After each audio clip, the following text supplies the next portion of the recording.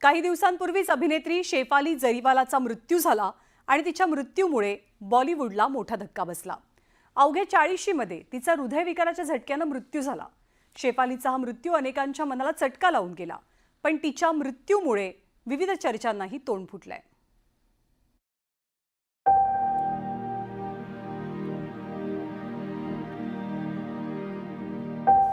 शेफाली जरीवाला काटा लगा या गाण्यातून तिनं प्रेक्षकांवर अक्षरशः गारूड घातलं होतं। एंट्रीतच तिला तुफान प्रसिद्धी मिळाली। तिच्या सौंदर्याचे लाखो दिवाने होते। वयाच्या 40शीतही शेफालीनं आपलं सौंदर्य टिकवून ठेवलं होतं।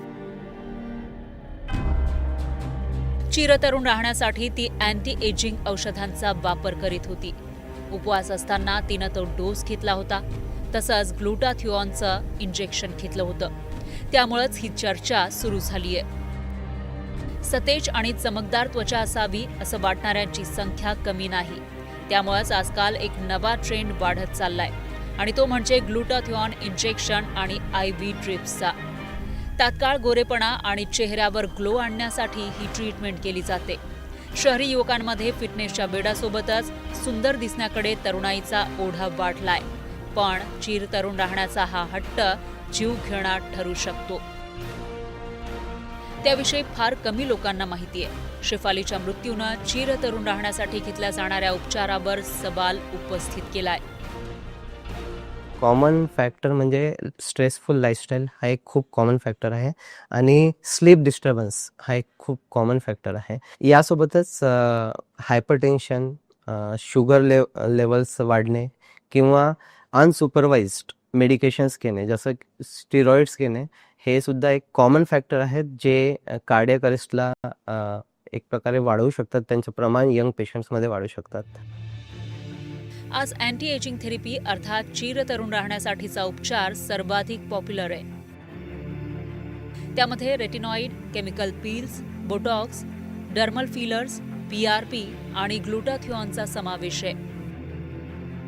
ग्लुटाथिओन ब्युटी बूस्टर म्हणून ओळखलं जात असलं तरी ते जीव घेणं ठरू शकतं।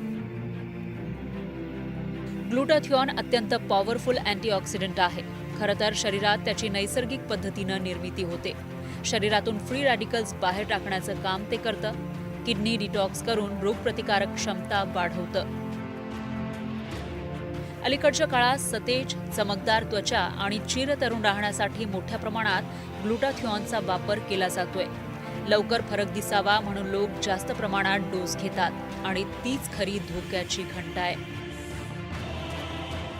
रोज 20 ते 40 mg ग्लुटाथिओनचा डोस सुरक्षित मानला जातो, पण यापेक्षा अधिक डोसचा हृदयावर विपरीत परिणाम होऊ शकतो। रक्तदाब कमी होऊ शकतं, एवढंच काय पण ॲलर्जीचा त्रास होऊ शकतो आणि अनेकांना त्याची माहिती नसते।